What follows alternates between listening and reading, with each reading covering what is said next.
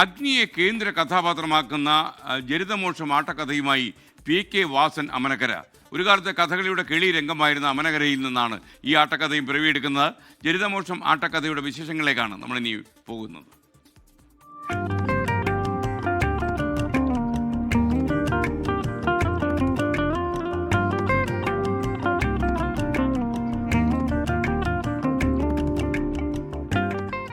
മഹാഭാരതം ആദിപർവത്തിലെ 233 മുതൽ 346 വരെയുള്ള അധ്യായങ്ങളെ ആസ്പദമാക്കി തയ്യാറാക്കിയതാണ് ജരിതമോക്ഷം ആട്ടക്കഥ.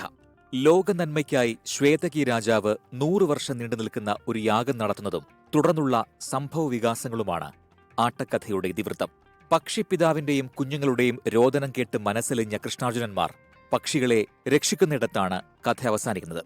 പുലവക്കാട്ട് കേശവമാരാരുടെയും വസുന്ധതി അമ്മയുടെയും മകനായ PK വ്യാസൻ അമനകരയാണ് ഈ കൃതിയുടെ രചയിതാവ്.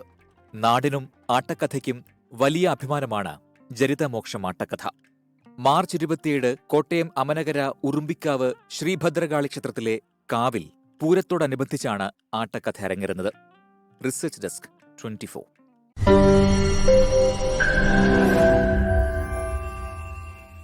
ലോകത്തെവിടെയായാലും ഏത് സമയത്തും 24 വാർത്തകളും ഓഗ്മെന്റഡ് റിയാലിറ്റി പാക്കേജുകളും എക്സ്പ്ലെയിനറുകളും വിശദമായി കാണാൻ ഞങ്ങളുടെ യൂട്യൂബ് ചാനൽ നിങ്ങൾക്ക് സബ്സ്ക്രൈബ് ചെയ്യാം.